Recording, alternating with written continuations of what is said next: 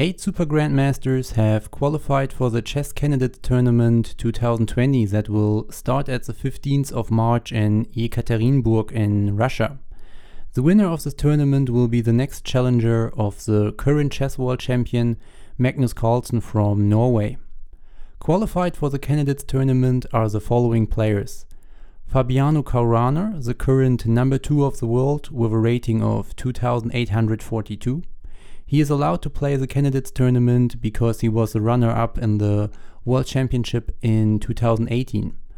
In that match he was able to draw all of his classical matches against Magnus Carlsen and only lost the match because of the rapid portion later on. Another competitor is Teimour Radjabov. He is currently the world number 9 with a rating of 2,765. Radjabov is qualified because he won the World Chess Cup in 2019. But not only the winner of the World Chess Cup is qualified, but also the second place competitor, Grandmaster Ding Liren from China, who is currently the world number 3 with a rating of 2,805. Additionally qualified is his Chinese compatriot Wang Hao, who managed to win the FIDE Grand Swiss tournament in 2019, in which in total 154 players participated. Another way to qualify for the Candidates Tournament was to reach at least the second place at the FIDE Grand Prix in 2019. This was managed by the 2 Russian Grandmasters Alexander Grishchuk, who won the event, and Ian Nepomniachtchi, who was the runner-up. Grishchuk is currently the world number 4 with a rating of 2,777, while Nepo is right behind him, one place below on number 5 with a rating of 2,774. Additionally qualified is the Netherlandish Grandmaster Anish Giri because he had the highest average rating for the 12 rating periods from February 2019 to January 2020. Giri is currently placed on number 12 of the world with a rating of 2,763. The last participant who will play the Candidates Tournament is Kirill Aleksenko, who is currently the number 37 of the world with a rating of 2,703.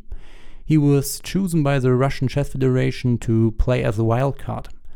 You might ask why the Russian Chess Federation is allowed to pick a player that will play in the Candidates Tournament. This is simply due to the fact that the Candidates Tournament will take place in Russia, so the Russian Chess Federation is allowed to choose a player. These are the competitors, which means that there is also a fair share of big names that have not qualified. Players like Levon Aronian, currently the number 6 of the world, Wesley So, the number 7, Maxime Vachier-Lagrave, number 8, and Mamedjarov, number 10, have not qualified. Additionally, the former world champion Vishy Anand and Viselin Topalov are not qualified. Now let's talk about who is or who might be the favorite. In general, there are many ways to try to determine who is the favorite. I have decided to take a closer look at 3 different indicators: the rating, who is in good shape recently, so who has some momentum going into the Candidates Tournament, and who is the favorite of the betting industry. Let's look at the ratings first.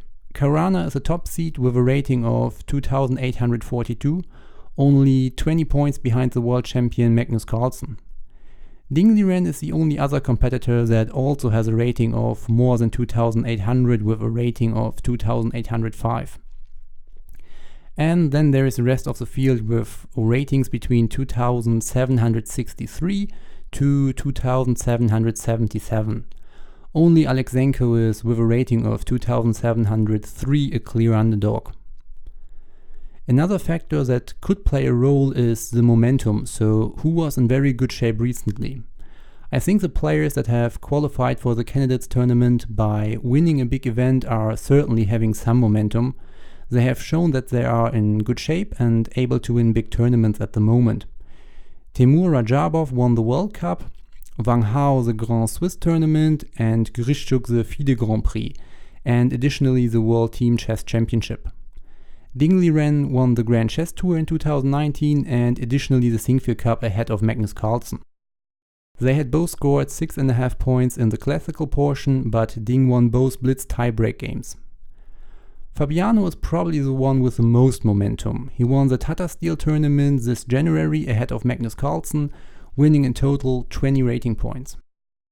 I didn't mention Anish Giri, Kirill Aleksenko and Ian Nepomniachtchi. They were also able to get some tournament wins under their belt in 2019, but these tournaments were not as big and prestigious as the ones that I've mentioned before. So I would assume that the 5 competitors I have mentioned before will go with a little bit more momentum in the candidates tournament. Another way to gather some information on who is a favorite of the candidates tournament is by simply looking at the betting odds.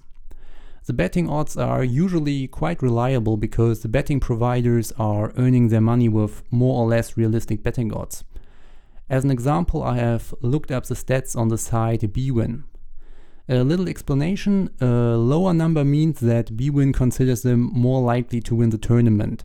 So betting €1 on Caruana would get you a payout 3 times as much, so €3. While betting €1 on Aleksenko would mean a payout of €101 if he wins. As the rating suggests, also the betting odds are clearly not favoring Aleksenko to win the tournament. Again, Ding Liren and Fabiano Caruana are the favorites. Interestingly enough, bwin actually considers the likelihood of Ding Liren winning that tournament even a little bit higher than the chances of Fabiano Caruana.